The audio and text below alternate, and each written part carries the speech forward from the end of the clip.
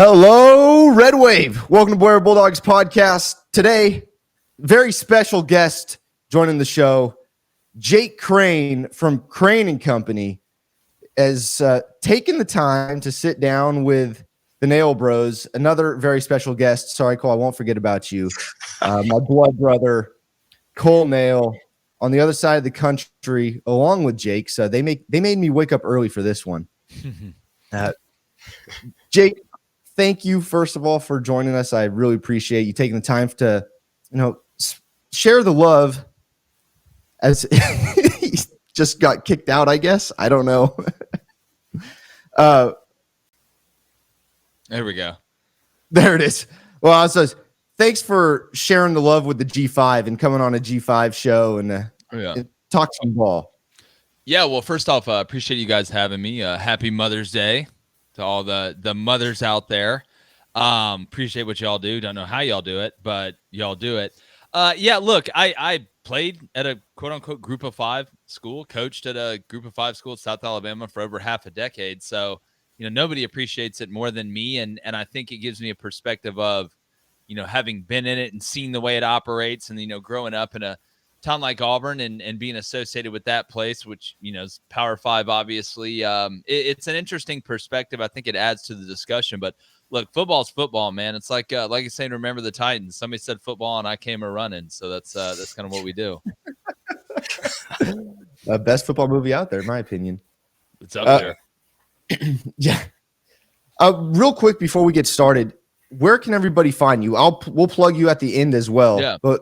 And then tell us a little bit about yourself. You mentioned you're from the G5 world, coached, but tell us a little bit about yourself and where they can find you and what you're doing.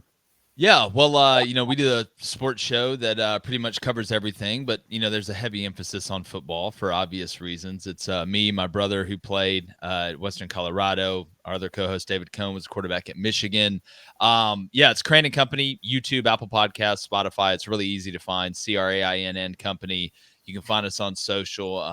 We're very fortunate to have accrued a pretty big audience so far, and we do live call-ins, have a live chat, and it's call it how we see it. I think it's more of your old school sports show. We don't pick sides before and say, yeah, you argue this, and then I'm going to argue that because that'll be the best. No, we just, we have experience in it. It's like I say, I know four things, and they all start with F, and football happens to be one of them. So, if you enjoy it and enjoy kind of the old school sports show, I think you'll have a good time. So, we're just type in Crain Company, you'll find it.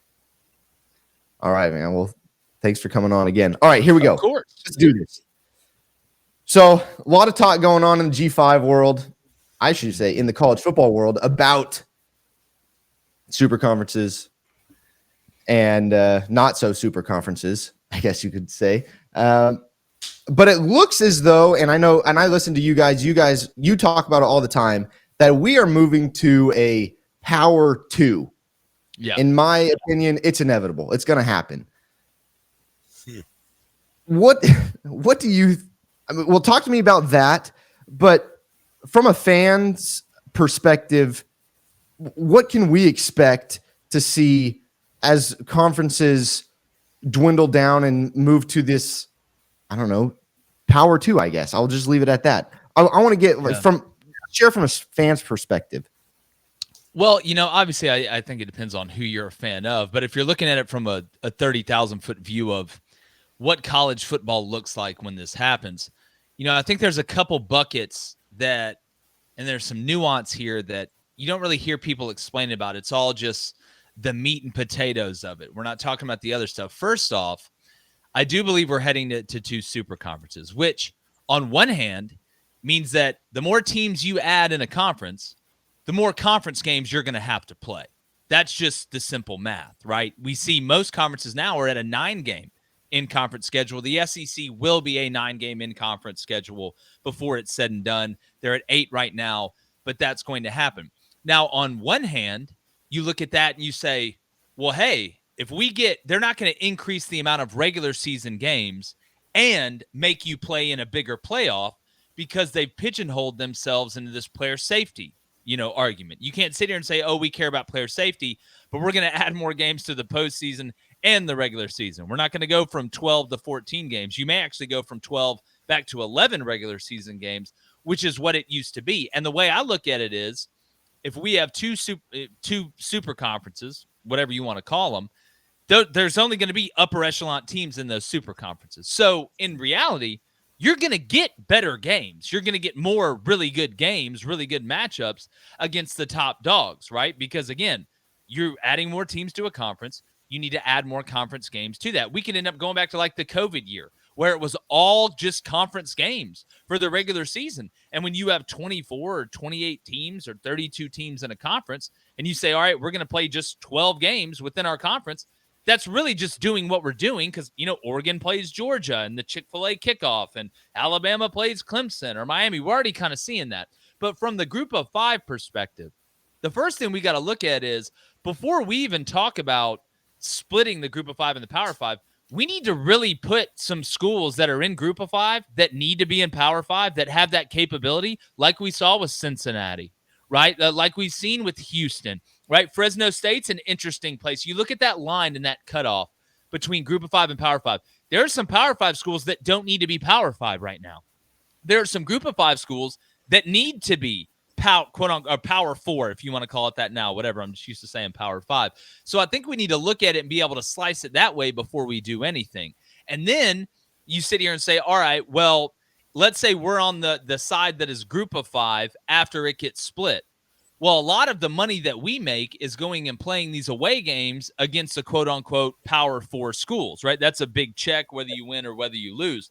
Well, to me, I don't see any reason other than, guys, we just have to play everybody within our conference for the regular season game, why you couldn't still have that game, right? That one game of the year that may be outside of your Power 2 conference playing against a group of five.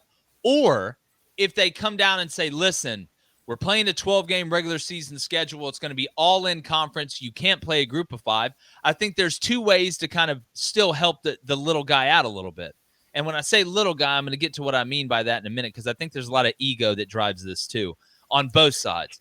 One, I think we should play spring games against different opponents. Playing a spring game against yourself, I've been in it, right? Yes, you get something out of it, but you could get so much more out of it if, let's say, Auburn played UAB in a spring game.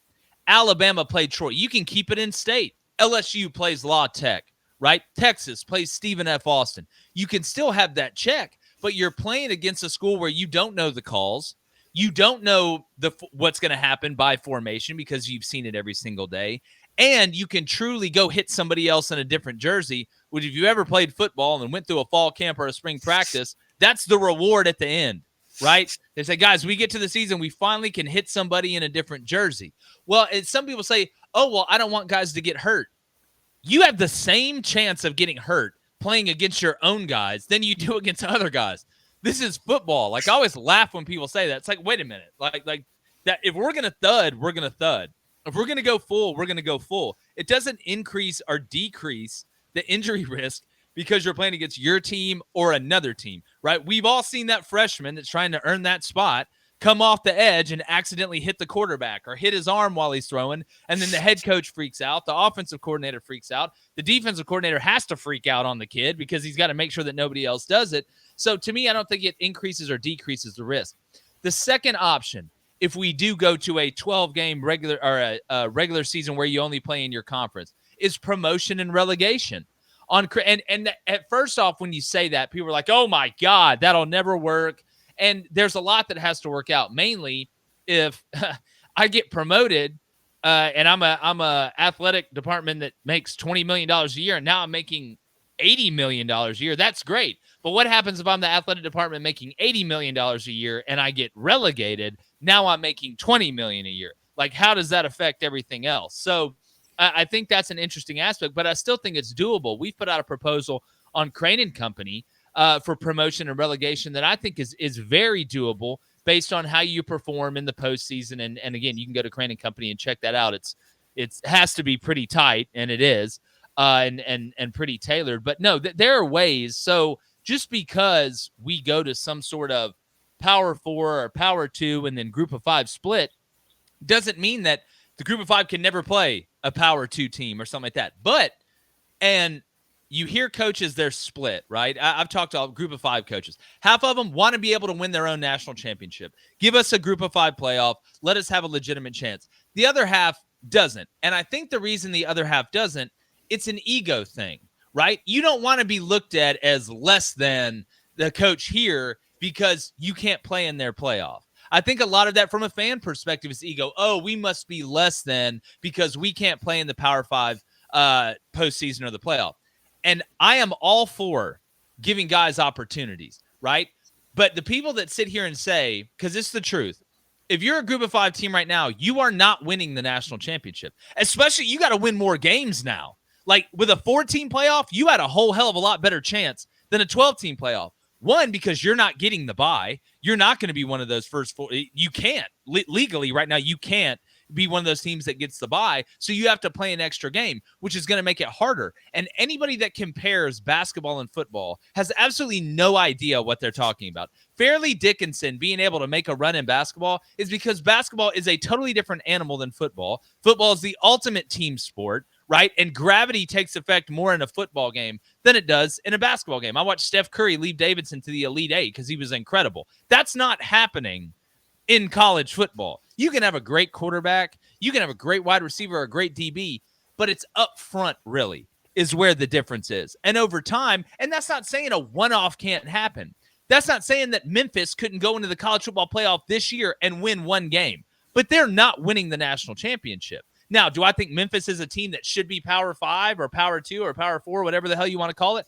Yes, they have the capability, they have the base, and they have the money. Just look at what FedEx gave them to be able to make that jump. But just as an example, right now, as much as I love Seth Hennigan, I know we're going to talk about that in a little bit, I believe we do need a true power playoff and then a group playoff because the group of 5 teams, you're just not going to win it, especially now that we've seen guys go up like Houston and Cincinnati and these other ones. It's getting harder and harder. It's just the reality of it. Nobody's saying you're less than.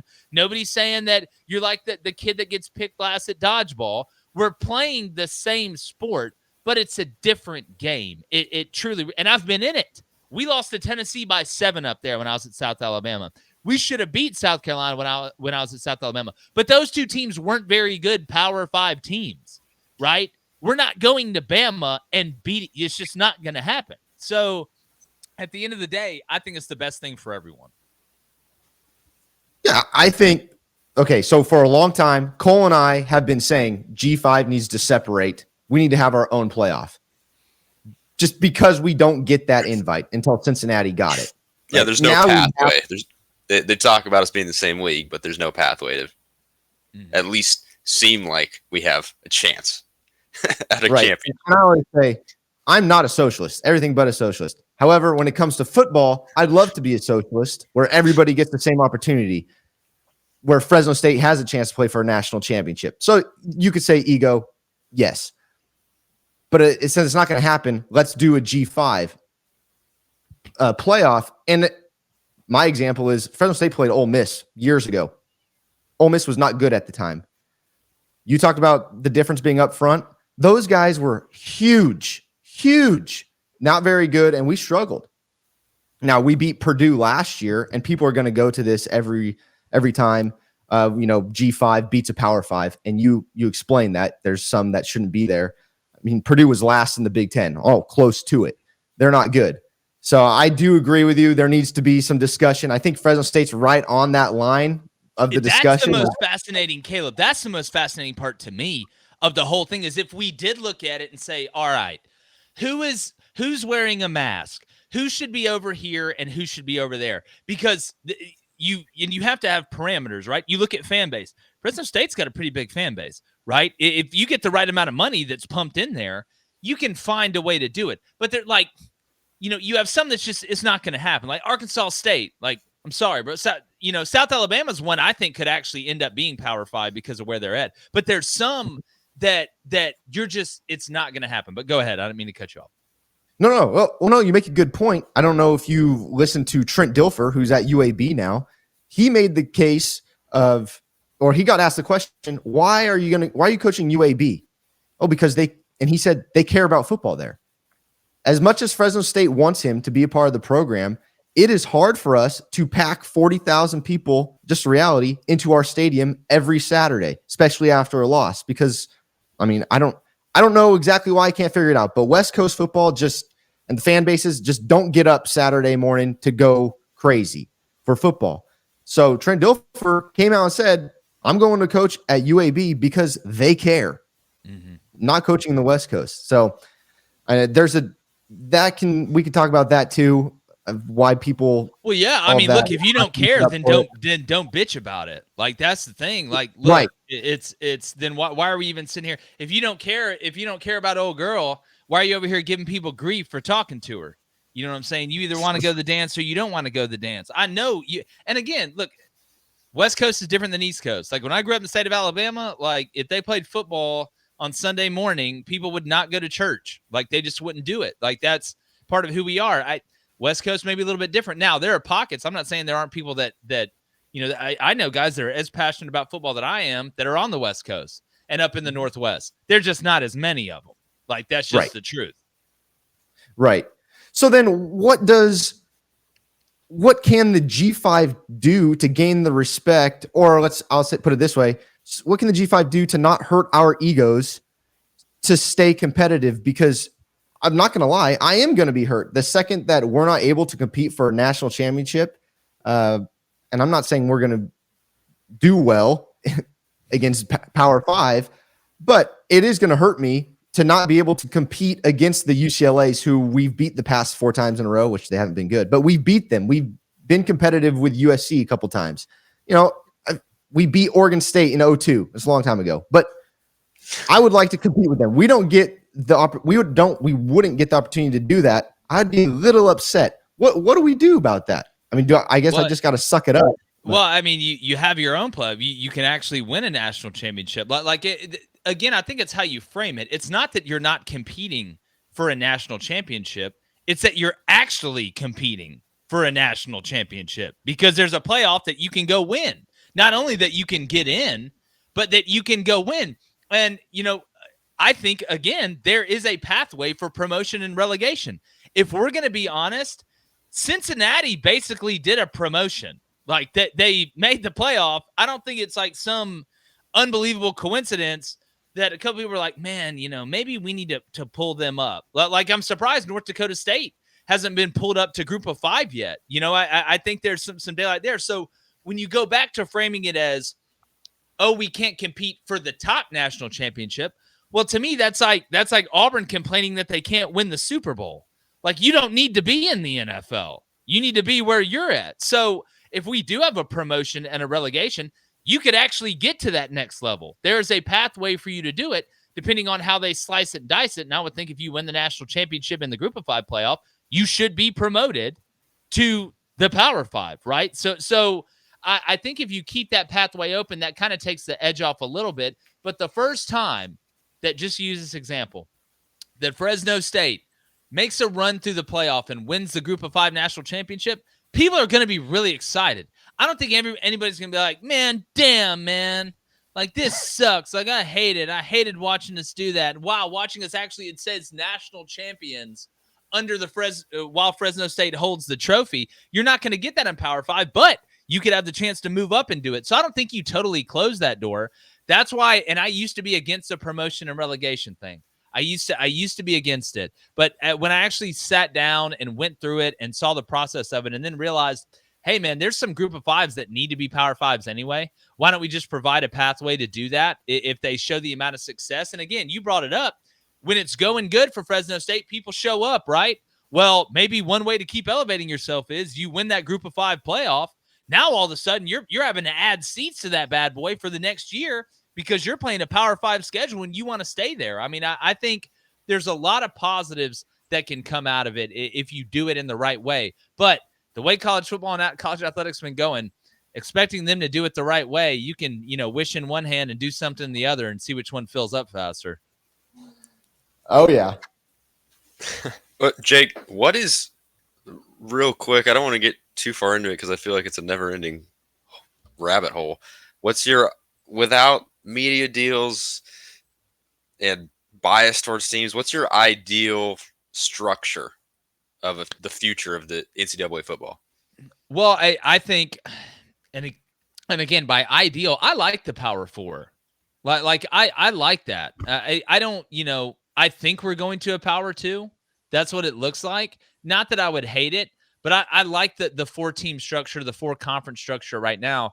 I think looking ahead, and again, I don't know how much time this would take.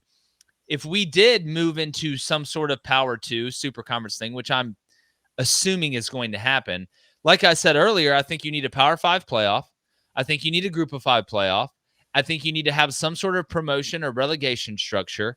I think we are heading for a rev share with the players, regardless of whether I like that or not.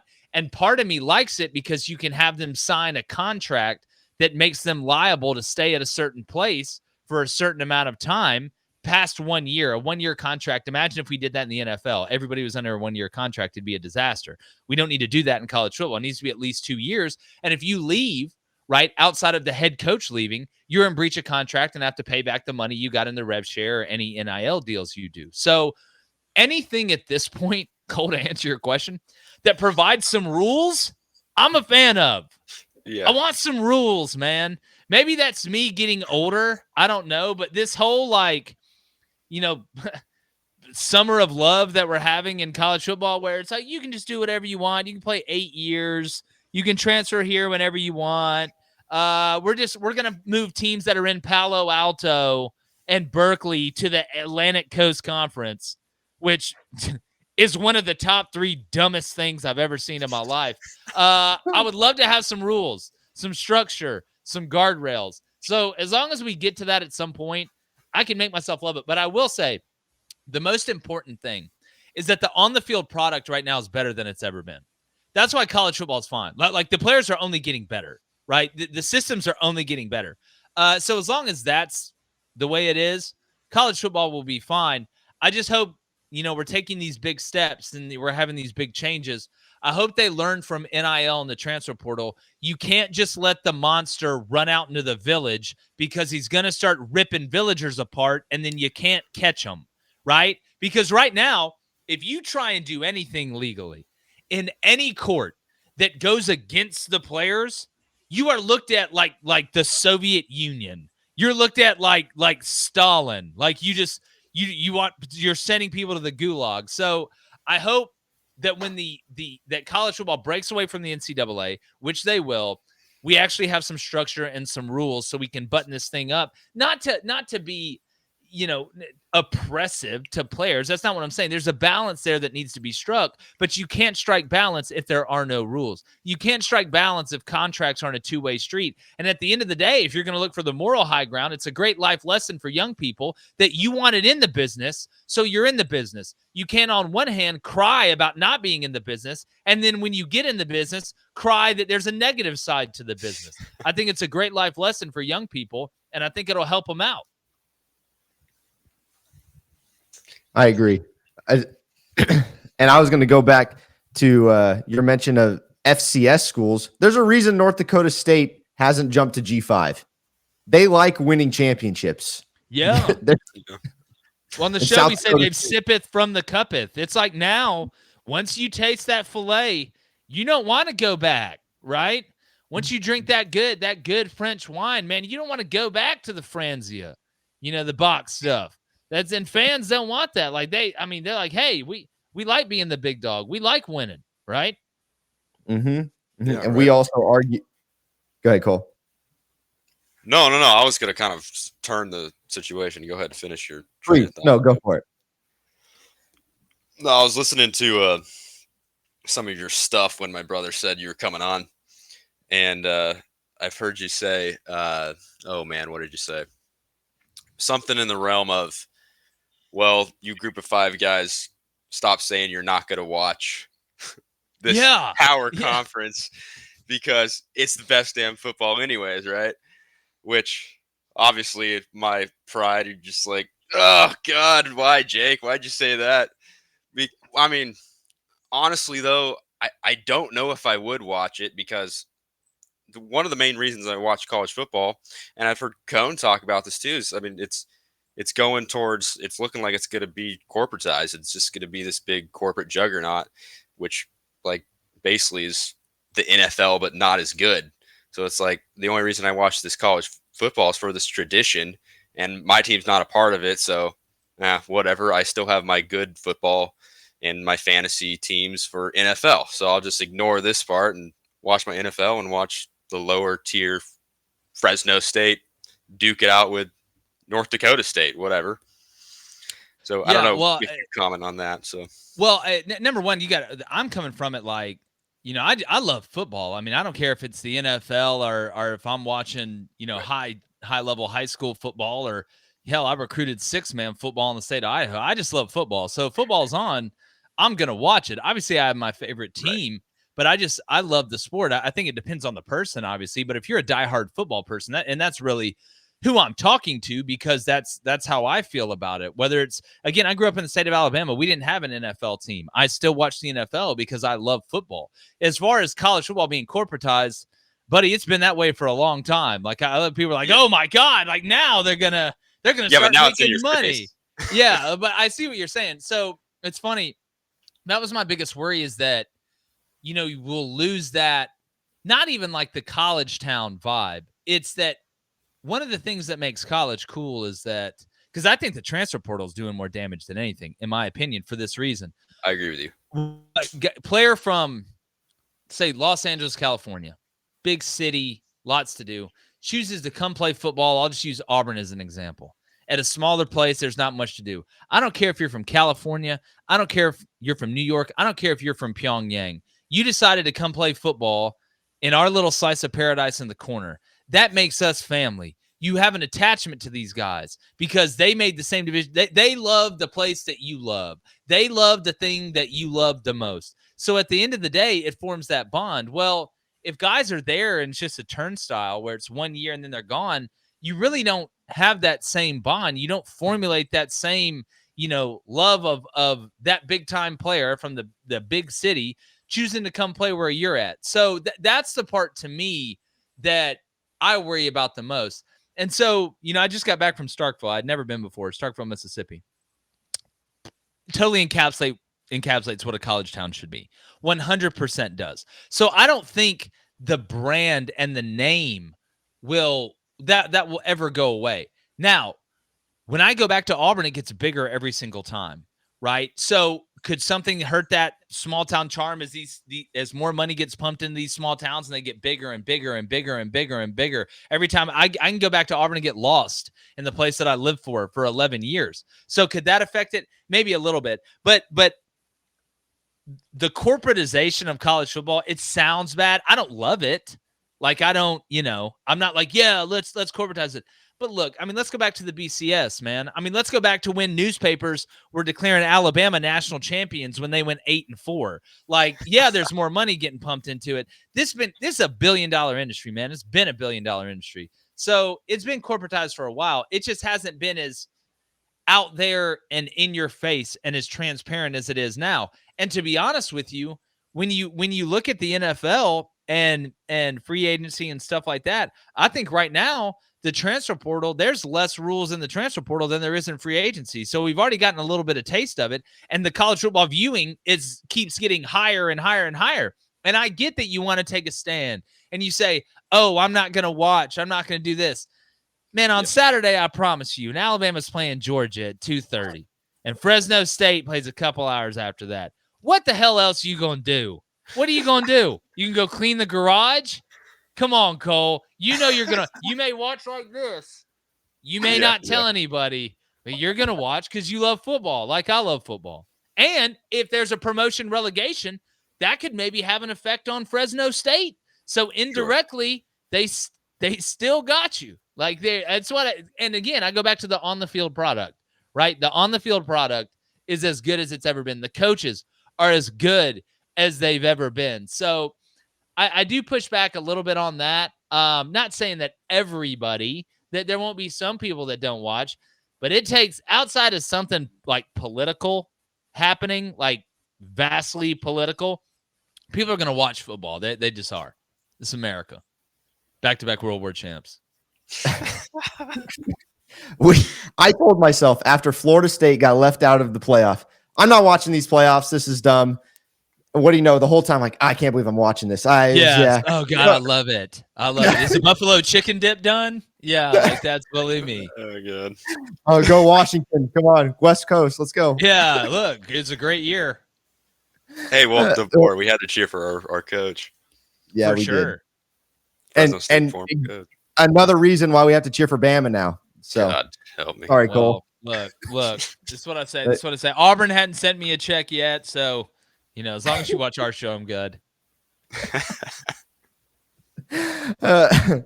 All right. Well, let's talk about some teams from the G5. Now that, it's set in stone what's going to happen this year. We got to deal with it. Who do you think has the best opportunity to represent the G5 in the playoff this year?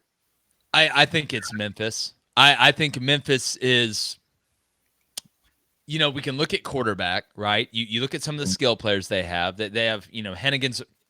I'm shocked somebody didn't go get Hennigan. Like, I want to make sure and give him his flowers too for staying there and riding it out. I know Memphis just got some of that FedEx money, so I think that helped out in the old NIL coffer, to be honest. But again, the reason Cincinnati was able to go is because they could handle it up front, right? That, like, over time. That's what made them competitive. I think Memphis is good enough up front. Silverfield knows that. And then when you blend that with the experience they have at quarterback, when you blend that with the depth they have as a team, I think they can make it through a regular season and be able to qualify. If they're the only group of 5 team, if we get one, it's going to be Memphis. A lot of people are saying USF. And I like Golish a lot. I know Golish really well. I clinicked with him when he was up at Iowa State and I was at Iowa Western.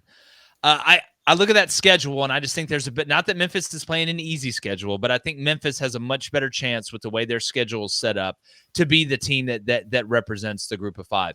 Outside of that, when I look around and I look up front, there's really not many group of 5 teams, if at all, outside of the ones I just mentioned, that I think can, go through the battle of attrition that is a college football season, which people don't talk about enough. It's not about your first 22. It's about your first 65.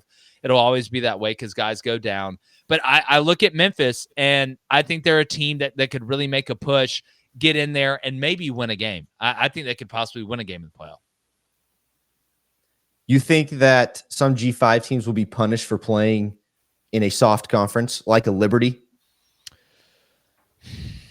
Yeah, I look at what happened to Florida State last year, and I don't see how, if they're going to punish Florida State for losing a quarterback and playing in the ACC, how the hell are they not going to punish a group of 5 team? If they don't, you have to run the table. I think if you're in a conference that isn't the upper echelon of the group of 5, you have to run the table, and you probably have to beat somebody you're not supposed to beat. So, another area that I find fascinating. Give me that dog. Manny's a big group of 5 guy. Let's go.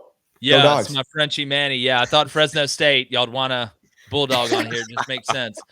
That's why when I look at scheduling, if you're a group of 5 team, obviously going out and scheduling that one big opponent for the season is massive. Not 2 or 3. I don't think you should go out there and schedule 2 or 3 because you're not running the table then. But go schedule 1 and see if you can catch one that's walking with a limp a little bit. Like kind of how Cincinnati caught Notre Dame. You don't want to be scheduling them when they're at their peak. You want to catch them when they're like at the beginning of that cycle of getting back up. I mentioned Tennessee earlier when I was at South Alabama. Or when I was at South Alabama, we went and beat Mississippi State, right? Because Mississippi State was trying to work their way back up after some changes. So, no, at the end of the day, I'm going to go Memphis. Gun to the head, I'm going to go Memphis. But, there's always that 1 or 2 sneaky teams out there in the group of 5 that you look up and you're like, they're 7-0. And then you look at the rest of their schedule and they're like, man, they really can run through this. I'll tell you who's a sneaky pick, and I may be extremely biased here, but Fresno State walks into the big house week 1. And, hey, yeah, you're catching them at the right time. Yeah, Please exactly. do that. Please do that. Because all anybody ever does is call into the show and congratulate Cone on Michigan winning the Natty. All we used to do before that was make fun of him for App State beating them and then them not being able to beat Georgia, just getting ran through like a finish line. I will literally, Caleb, you need to send me some Fresno State stuff, and I will wear it on the show all week before they play, and I will be gassing you guys up. could be your gift to me. You might regret that, man. If we No, they're going to call in and congratulate Cone anyway. It's like every fourth caller. They're like, hey, man, what's up? They're like, it's Peng from South Korea. Just wanted to call in and tell Cone congratulations on Michigan win the Natty. I'm so sick of it. It's probably going to happen for the next 3 years. People are going to call in and do that. No, listen, I'll be on my deathbed and the nurse will be like, all right, hey, we're going to pull the plug. By the way, tell Cone congrats to Michigan for winning the Natty. Please pull the plug. Yeah. Oh, man. Yeah, okay. I will send you some gear. I'll get on it. And good. Manny likes that. Yeah, we're gonna have to get a Fresno State dog sweater for him. He was actually the celebrity puppy at the Starkville Derby, so he had a bow tie on and everything. Tell him, Manny.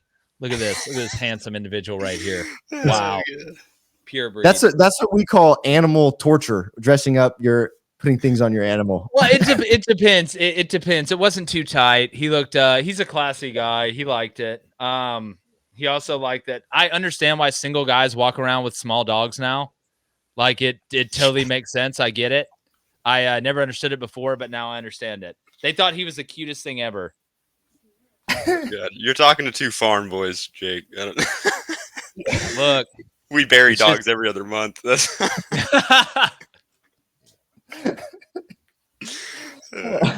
I love it.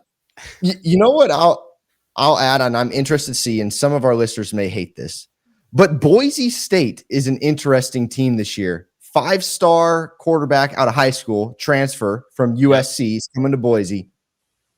I'm interested. I mean, we've had their number the past couple of years, and I would like for that to continue. But they have some changes going on there as well. But I don't know. Also, just to add, so that something that you may not know, Jake, you probably do know. But Fresno State, I think it's like almost half of their schedule. We're playing first-time coaches. Yeah, so it's wild. It works out like that sometimes. Look, I think Boise State's another one that could make that move up, pretty easily. When I was coaching up there, we did a walkthrough at their stadium. I mean, it's ready right now. I mean, it's Power 5 ready right now, in my opinion. But look, I thought it was interesting what Spencer said about the NIL stuff with the freshmen. I like this sentiment. I just wonder about the execution of it. Being able to recruit at a high level to bring guys in. You got to be in the market to get guys in the market. So I thought what he did last year was incredible. You look at the talent that he's accumulated. They're another team I'm keeping my eye on. I just worry about their depth up front a little bit this year. I think that's an area where, look, you have the 5-star quarterback transfer. That's great.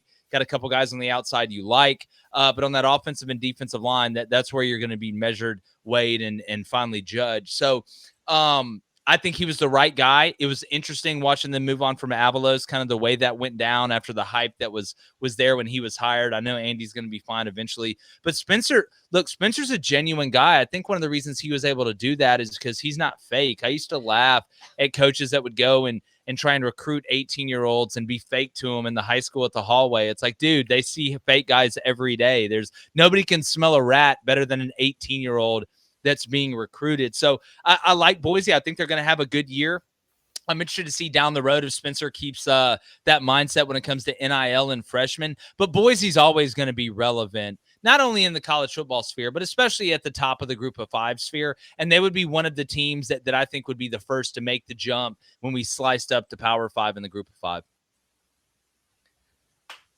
I'm curious. This came top of mind right now. We have this in Fresno where Tedford doesn't allow any media to talk to guys that haven't played. How do you feel about that? Being in the media, also you were a coach. I understand it. Like I like meritocracy, but I also, understand the right to free speech. If the media wants to talk to a new guy, right? And I think we got to define played. Is he, a 5-star transfer that hasn't played a snap yet, but everybody's excited about him because he's going to be the quarterback going into the season? How do you kind of cipher that? But as far as having certain guys that talk to the media, that's what Nick Saban did. I never saw anybody complain about it, right? He did it with his coaches, let alone the players. There were some coaches he wouldn't let talk to the media. So look, it's your program. If you don't like the way I run my program, then pack your stuff up. Your mom will still love you, and she can come up here and get you. So I don't mind it at the end of the day, especially since we are going to the even more of the constrained business model of college football. That's more of a legal issue now, Caleb, right? We know just as much as Andy. anybody. Yeah, I mean, look, if one of them tries to go sue you because you don't let them talk to the media, what, you think that kid's going to lose that case? But again, like, you know, if you know that going in as a player and you still decide to go, then you made that choice. It's like the Deion Sanders transfer thing. I told you to transfer because you're not going to play. Then you didn't transfer. Now you want to cry about me not playing you. Like, I don't, again, this isn't Wonka's fat. The schnozberries don't taste like schnozberries, dog. Like, it is what it is. Cole, you got any more questions about G5 or how NCAA is running things? Otherwise, I'm going to move on and ask Jake about what he's doing right now. Yeah, move on, Caleb. Let's go. Okay. I don't want to hold him too long. Yeah. All right, real quick, Jake, the important stuff. College football video games coming out. Who's your dynasty team? Look, I've already made my commitment to Kent State, the Golden Flashes. I'm taking over for where Sean Lewis left it. Pretty excited about it. I've talked to many people up there. You know, we want to turn around quick. Trying to scrape all the NIL shekels I can together. But now I'm so excited about this video game. And I haven't played video games in God knows. To be honest with you, fun fact, we just got one of our TVs to work that we can hook the Nintendo 64 up to. So we're going to play Mario Kart while we eat this breakfast casserole when I get off here, which is one of the best games that there is. But no, I'm super excited about it. Online Dynasty mode. We're going to have a sports media one. Then we're going to have a booster club one. That's what we call our audience. I just wonder how many teams you can have. Let us do 130, all the teams. Let us have all the teams in one Online Dynasty. Don't limit it. But no, I've made my commitment to Kent State. Everybody's pretty excited about it. So look, I'm already trying to pay guys from the South to come up there, putting the staff together. I just got to beat my brother, man. I just got to beat my brother. He hadn't decided on a team yet. Cone's going Georgia Southern because he's from Statesboro. I understand it. But give me the Golden Flashes. What's that? It's a Golden Flash. All I'm saying is I want to be able to talk to players that are not yet in the transfer portal, but I want to be able to lure them into the transfer portal. And because I know that's not happening, but I want to be able to do that. No, tampering. Look, do we have digital tampering? Somebody let me know. Like, who do I got to send? If I got to send a note on an owl's foot to somebody, like, how do I do that? But no, it's going to be interesting to see how they handle the transfer portal in the new game. That's for sure. Yeah. You also, thanks for playing along, but more importantly, you have been fighting for women in sports. You guys came out with a movie called Lady Ballers. Hilarious. Yeah. Great job, by the way. Thank you. So, I mean, shoot, we're in California right now. There's a boy running in the girls' track state championships and just smoking the girls. Tell us about your fight for women in the sports world. Yeah. I think this is the absolute stupidest thing of our time. And we've done a lot of stupid stuff. I think this is why the aliens don't talk to us. Like the fact that we're even having to defend why men shouldn't play in women's sports instantly just makes everybody worse. Like we should be talking about stuff that's like way more important. You know, like what's past the Kuiper belt? Like how do we do time traveling? We're talking about dudes in women's sports. It almost makes me feel like, Caleb, see, and I call it positivity bullying. All right. Bullying isn't a good thing, but one of the good offshoots of bullying is that I just don't know as a boy, like as a man, as a male, how you could be like, man, I'm going to go just run in this girl's track meet and beat him and not be horrified of getting absolutely made fun of to the point of you just have to go to somewhere else. Like you have to move. There's no shame anymore. There's no shame. Like to me, it's disgusting. I think it's a mental disorder. I think it's a mental illness. Honestly, if you're that warped that you think that men should be playing against, and I'm not talking about like 4-year-olds playing soccer, right? But once you get old enough, there's obviously a difference. It's just I've never met a person, honestly, Caleb, that deep down believes that men and women should play in the same sport. Like that really honestly believes that. I don't even know if they really exist. I think it's a cult of politics. Since I'm on this side, I have to believe this. And the mental gymnastics you have to do to actually think it's okay. It's sad. I mean, it's sad and it's gross.